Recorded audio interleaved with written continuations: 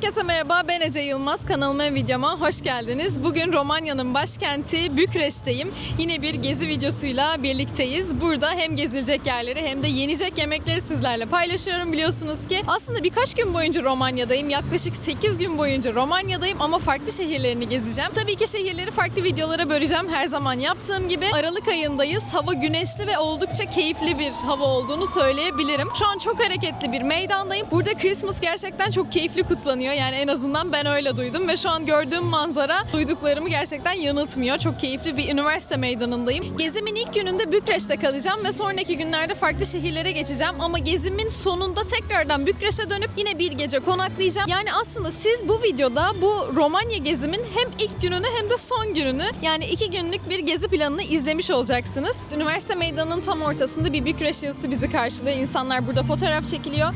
Aslında bir dönem Doğu'nun Paris'i diye anılan bir şehir burası. İhtişamlı binaları, Sovyet izleri, renkli gece hayatı ve uygun fiyatlarıyla da Doğu Avrupa'nın en ilginç duraklarından bir tanesi olduğunu söyleyebilirim. Gördüğünüz bu meydan üniversite meydanı diye adlandırılıyor. Çünkü şu arkada gördüğünüz upuzun bina buranın üniversitesi. Sanıyorum ki şu an bir tadilat var. Çünkü ön tarafı böyle bu şekilde kaplanmış.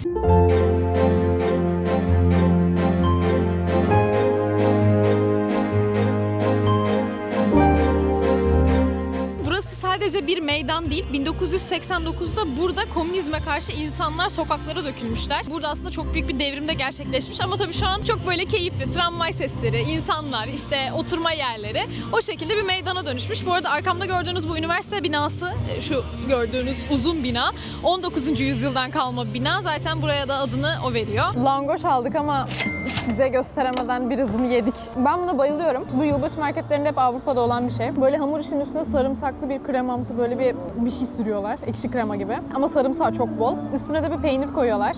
Çok lezzetli. Biz yemekten devam ediyoruz. Burada buranın en meşhur fırınlarından bir tanesi Luka. Bakın bir şurada var dükkan, bir de şurada var. Şaşırdım biraz. Yani aynı yer. İki tarafta da sıra var. Pizzalar falan var. Şöyle hamur işleri var. Biraz daha böyle tatlı seçenekler de var sanırım. Sandviçler var sonda. İçeride de asıl buranın şöyle Luka'nın böyle ince uzun hamur işleri var. İçeride de fırını var. Neler yapıyorlar? Şimdi bir tadacağız bakalım. Bir fikrim yok benim de şu an çok. Which one is the traditional one? Ünlü simitlerinden aldık. Biraz bana pretzeli de anımsattı bu Almanya'da meşhur olan o hamur işi, biliyorsunuz ünlü. Şöyle bir şekli var. Ay çekirdekliden aldım ben. Bilmiyorum. Bir tadacağım, bakıyorum. Tuzlu bir hamur yok. İnanılmaz lezzetli. Bir de böyle ince uzun bir ürünleri var. Bunu bir deneyeceğim. 2 tane aldık. Bir tanesi böyle etli kaşarlı. Bu gelenekseli oymuş. Bir de peynirli ve zeytinlisini aldık. Bu hangisi bilmiyorum. Bakalım. İçi çok sıcak. İçindeki peynir sünüyor. Hamurunu biraz hafif tatlı buldum ama çok lezzetli. Soğumuyor, çok güzel. Önünde kuyruk vardı ve herkes böyle alıyor. Elinden böyle dumanlar çıka yiyor. Keyifli. Bükreş'in Old Town'undayız şu anda. Dar sokaklar, böyle taş yollar, işte restore edilmiş bazı tarihi yapılar vesaire var. Farklı sokaklar çıkmaya başladı önümüze. Burası biraz daha hareketlenmeye başladı. Böyle restoranlar, kafeler falan. Galiba hafta içi olduğu için çok bir şey yok ama hafta sonu falan olsa buralar çok dolu olurdu diye tahmin ediyorum. Yani sokaklarda yürüdükçe buralar hareketlendi ve aynı zamanda gittikçe böyle dolmaya başladı mekanlar. Boş masa yok yani içerilerde. Burada bir şeyler oluyor. Fanusların içinde oturuyorlar. İyi yöntemmiş.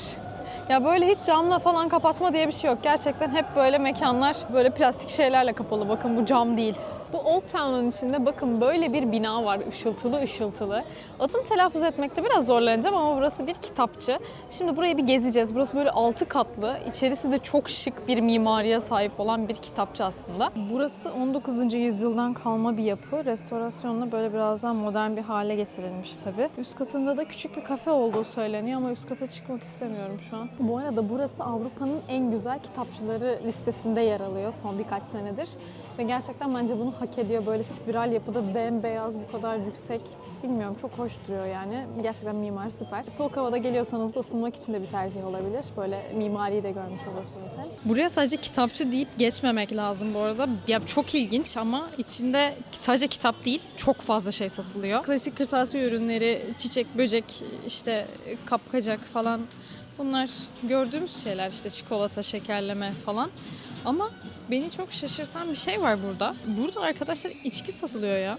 Yani ilk defa böyle bir şey görüyorum. İlginç. Bayağı da bu arada fotoğraf ve video çekmeye gelen var. Onu da söyleyeyim. Çıkış yapalım. Soğuk havaya tekrardan. Merhaba. Ya biz rastgele böyle bir mağazaya girdik. Ya gerçekten inanamıyorum. İnanılmaz şeyler var.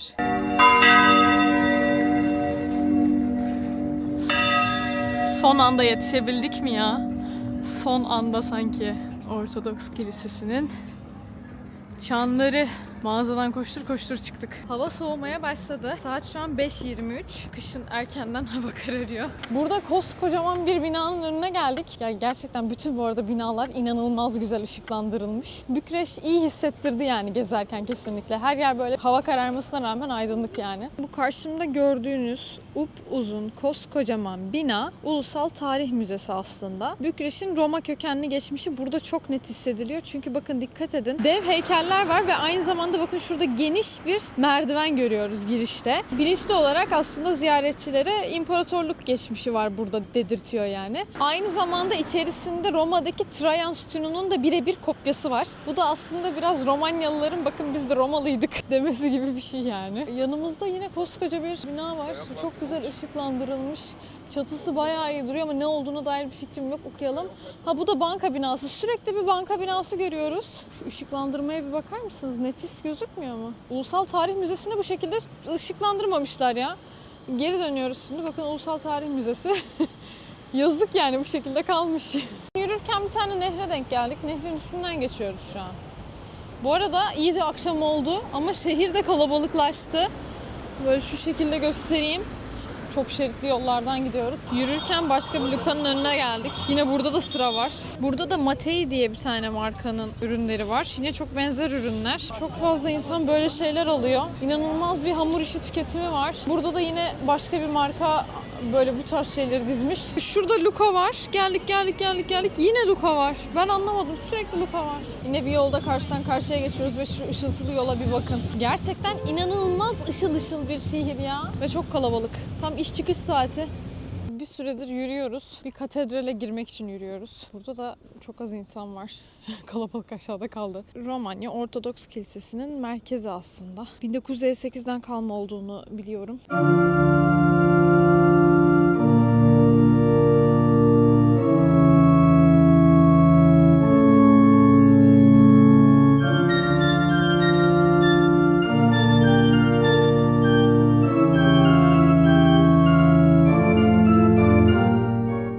Kadın ağlayarak gelip elime bunu tutuşturup tam ona soru sormak istediğim anda da beni susturdu. Ne olduğunu bilmiyorum ama artık böyle bir kartım var. Onunla dair bir fikri olan varsa yorumlarda belirtirse çok memnun olurum. Çok güzel içerisi. Bayıldım.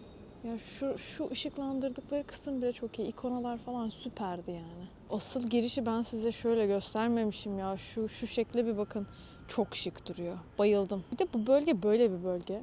Şöyle bir tepecik üstüne kurulu. Bayağı tepeye tırmandık ve tepede sadece bu şekil yani. Başka hiçbir şey yok. Bu ışıltılı yolu size göstermiştim, hatırlıyorsunuzdur. Şimdi bu yolun sonuna kadar yürüdük. Ve bu yolun sonunda bizi Bükreş'in en büyük yılbaşı marketi karşılıyor. Burada Constitution Meydanı var. Karşıda gördüğünüz bina buranın parlamento binası. Dünyanın en büyük ikinci parlamento binası. Tabii şu an çok ufak bir kısmını görüyorsunuz. Bir de %70'i de yerin altındaymış. Resmen burada bir şehri yok etmişler. Yani evleri bayağı bir talan etmişler ve bunu dikmişler. Yanında kendimizi o kadar küçük hissediyoruz ki yani o gösteriş çok iyi anlaşılıyor. O dönemin nasıl bir dönem olduğu da bence gayet aşikar yani. Tam buranın önünde de şimdi yılbaşı marketinin girişi var. İçeriye giriyoruz. Çok büyük bir yılbaşı ağacı bizi karşıladı. Büyük bir alan. Oo. Tabii bizi karşılayan ilk stand bir sıcak şarap standı oluyor. Burada bazı takılar var. Bazı et ürünlerini satıyorlar. Yılbaşı süsleri var. Ev yapımı yılbaşı süsleri. Ay kurabiyeler var. Şunların güzelliğine bakın. Yöresel kıyafetler de var. Satın alabileceğiniz 1000 lei falan. Burada çok güzel ev yapımı magnetler de var. Bir tane hemen kaptım. Ben magnet biriktiriyorum çünkü. Bakın burada yöresel yemekleri tatma şansınız var. Burada polenta ve peynir servis ediliyormuş. olmuş. Mesela ben bunu merak ediyorum.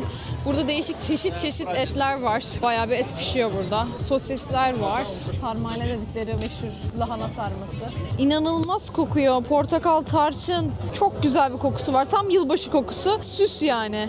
150 lira 15 leyi. Romanya'nın en meşhur ürünlerinden bir tanesi de işte bunlar. Çok beğendim. Götürmek istiyorum. Mesela şu gerçekten çok şıkmış. Bayıldım. Fiyatı da 100 lira. Yaklaşık 90-100 lira öyle bir şey. Şurada kupalar var. Kupaları da çok beğendim. Bunları da göstereyim size. Mesela rastgele bir tane kupa çıkarıyorum. Şu kupa birçok çeşidi var bu arada. 150 lira. 140-150 lira civarı. Fiyatlar çok iyi ama kırarım diye çok korkuyorum. Götürmek çok istiyorum. Bilmiyorum.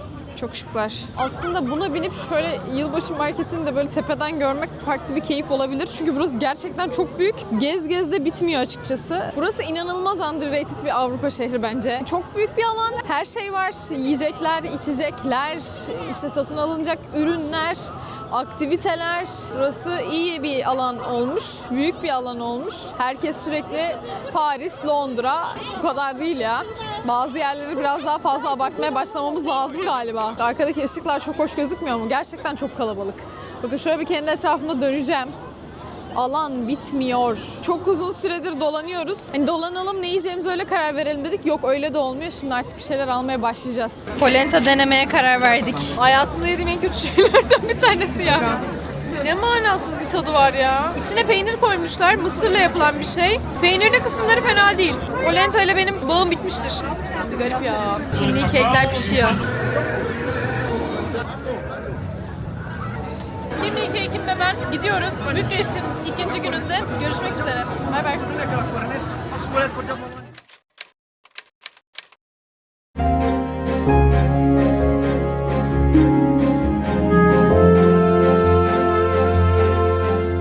Tekrardan merhabalar. Bükreş'teki ikinci günümüzdeyiz. Biz bütün gezimizi tamamladık. Yani Romanya'nın diğer şehirlerinde gezdik. O videolara da kanalımdan ulaşabilirsiniz. Sırasıyla paylaşıyor olacağım. Son günümüzde tekrardan Bükreş'e geldik. Çünkü uçağımız tekrardan başkentten olacak. Ve şu an buranın en önemli caddelerinden bir tanesindeyiz. Burası eskiden aristokratların falan böyle hep yürüdüğü bir caddeymiş. Ve Romanya'ya Küçük Paris deniliyor. Yapılaşma vesaire falan çok böyle Fransa etkisinden çok benziyor. O yüzden buraya insanlar Küçük Paris diyorlar. Ve şu an yürüdüğümüz uzun caddedeki binalar da gerçekten Paris andırıyor. Bakın mesela şu köşedeki bina Fransız esintisini veriyor. Burası böyle geniş bir cadde aslında. Şimdi yol boyu burada yürüyeceğiz. Burası 1600'lerden kalma. Sağlı sollu binalar hep böyle Fransız etkisinde. Size burayı videonun ilk gününde göstermiştim. Gündüz gözüyle de şimdi bu caddede olduğu için burayı yine tekrardan görüyoruz. Tarih Müzesi Romanya'nın. Bu da hani o gece önünden geçip ışıkları ne kadar güzelmiş ya dediğimiz banka. Şu sokak sırf bina incelemek için gezilmeli diye düşünüyorum. Küçük Paris denmesinde gerçekten haklı buldum.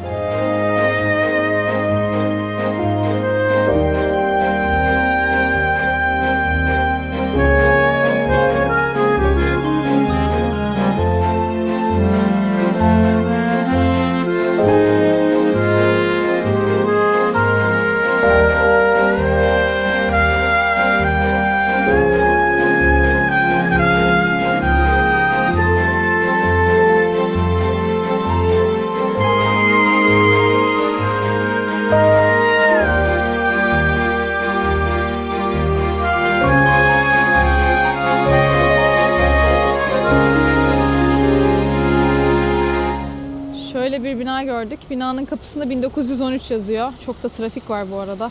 Bina avındayız ya. Resmen videonun bu kısmında artık bina avındayız. Bu gördüğünüz bina şu an Ulusal Sanat Müzesi olarak kullanılıyor. Ama eskiden Kraliyet Sarayı'ymış. Ön tarafına geldik. Ya dönemin zenginliğini zaten şu binayı görünce anlayabiliyoruz bence. Neo-Rönesans ve Barok mimarisi yine kullanılmış. Bu meydan gerçekten çok güzel gözüküyor. Ulusal Sanat Müzesi'ni arkamda bıraktığımda önümde kalan koskocaman kubbeli alan Bükreş'in konser salonu. Gerçekten Avrupa'nın en iyi konser salonlarından biri olarak geçiyor. Mimarisi de gerçekten oldukça ihtişamlı duruyor. Yani klasik sütunlar var, dev bir kubbe var. İç mekanında da güzel freskler olduğunu biliyorum. Sanki kapısı bu yandaki kapı gibi ama bir deneyelim bakalım. Eğer içeriği gezmek isterseniz 15 lirayı ödüyormuşsunuz. Onu da öğrendim. Şimdi biz aynı sokaktan yürümeye devam edeceğiz. Tekrardan aynı caddede yürümeye devam ediyoruz ve bu sefer mağazalar, kafeler kafe restoranlar olmaya başladı. Oteller bölgesini geride bıraktık gibi. Kafe restoran kısımlarına denk geliyoruz gibi. Hava da artık biraz soğumaya başladı. Saat 3'ü 8 geçiyor. Aralık ayında Romanya gerçekten soğuk. Soğuk memleketi olduğu için de tabii kışlık ürünler çok güzel yani. Ama burası gerçekten çok pahalı. Onu da söylemek istiyorum. Her şeyde bir para isteme durumu var. Herhangi bir şeyi görmek, herhangi bir şeyin fotoğrafını çekmek, çok basit bir şey bile olsa burada ücretli. Oo, güzel bir pizzacı gördük yine. İnsanlar çalışıyorlar. Gerçekten kalabalık ya. Caddenin artık sonuna geliyoruz. Bence keyifli bir cadde yürümek için. Dileyen burada bir şeyler yiyip bir kafede de oturabilir. Caddeden bir 10-15 dakika yürüdük ve Fridi diye bir dondurmacıya geldik. Bu soğukta ne dondurması demeyin. İnternette buraya denk gelmiştim ve görünce canım çok çekmişti o yüzden.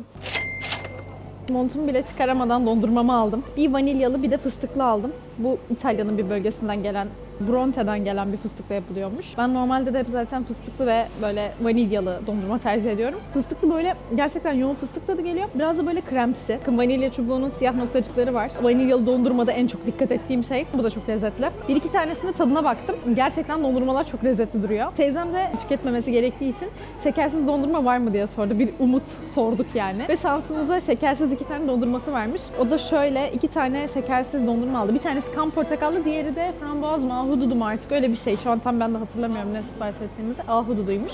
Çok lezzetli. Eğer şeker tüketmiyorsanız bu da bir opsiyon. Bayağı iyiymiş ya. İyi ki gelmişiz yani. Bence kış bile olsa gelinebilir. Uzak olmasına bakmayın. Gelin. Küçük külah ve küçük kaba aldık biz. 4 tapa 290-300 lira bandında bir şey ödedik. Bayağı iyi. Bu arada oldukça küçük bir mekan. Bakın şöyle birkaç masası var. Çok fazla çeşit var gerçekten ve farklı tatları olan çeşitler. Bakın burada ekstra daha fazla çeşit var. Benim aldığım şu fıstıklı ve vanilyalı olan. Bir sürü çeşit var. Böyle tadı da biliyorsunuz. Farklı ürünleri de var bu arada burada. Yorumlarda tiramisu falan diye de güzel okumuştum ama ben kahve sevmiyorum. Ay, herkes de sokağa tükürüyor.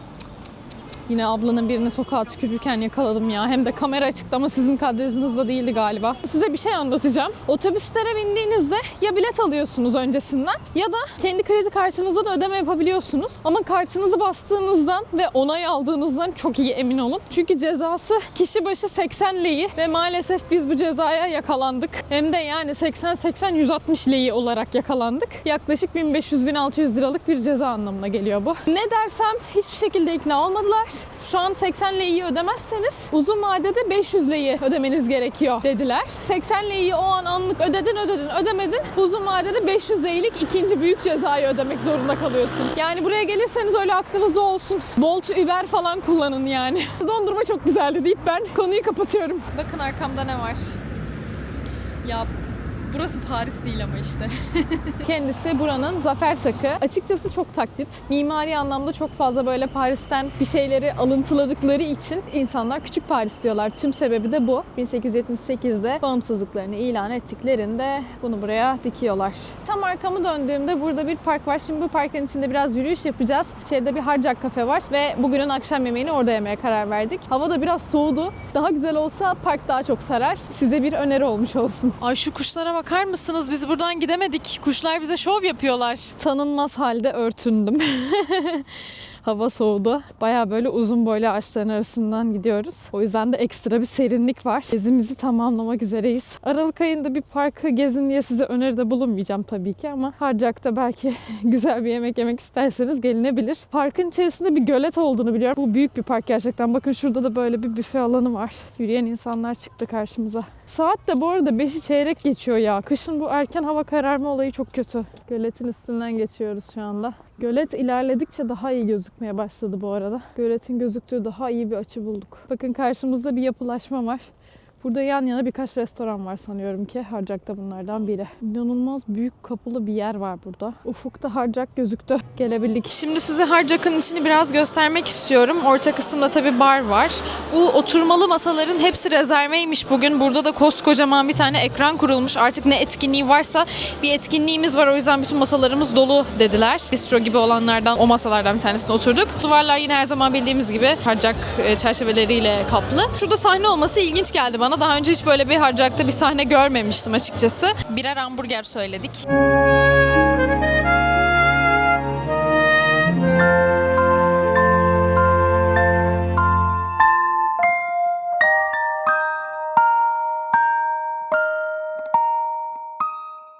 Yeni bir sabahtan herkese günaydınlar. Nasılsınız, iyi misiniz? Biz dün akşam Hard Rock'ta yemek yedikten sonra dedik ki bir alışveriş merkezine gidelim. Bir bakalım etrafta neler var neler yok. Ben kendime bir tane Skechers'tan bir ayakkabı aldım. Çok uyguna geliyordu fiyatları. Hem indirimliydi hem de burada normal fiyatı da daha uygundu. Buradan kesinlikle spor giyim, ya spor giyimi daha doğrusu, spor ayakkabısı satın alınabilir, daha uyguna geliyor. Kışlık ürünleri almak çok uyguna geliyor. İşte şapkadır, kulaklıklardır, atkıdır, eldivendir vesaire, çünkü çok soğuk bir memleket. Buradaki kıyafetlerin içinde sanki böyle yün, içlik var gibi üretiyorlar. Ben hep böyle dışarıda gördüklerime şey falan diyordum. Ya nasıl üşümüyorlar ya falan diyordum. Meğersem çok kalınmış kıyafetleri. Otobüse kaçırıyorum. Koştur otobüse yetiştik. Her neyse. Parlamento binasını gündüz gözüyle bir göstermek istiyorum. Ya bunun yapımı için o kadar fazla insanın evi böyle yok edilmiş ki gerçekten çok büyük. Altında gizli geçitler falan var işte.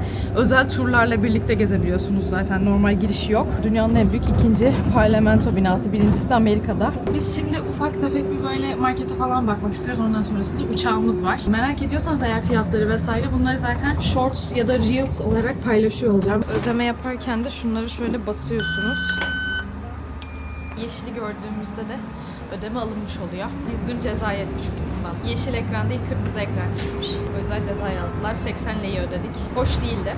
Biz yandık, siz yapmayın. Havaalanına gidip başka ülkeye geçiyoruz. Romanya videolarımı kanalımdan takip edebilirsiniz. Kendinize çok iyi bakın. Bir diğer ülkede görüşmek üzere. Hoşçakalın. Hoşçakalın.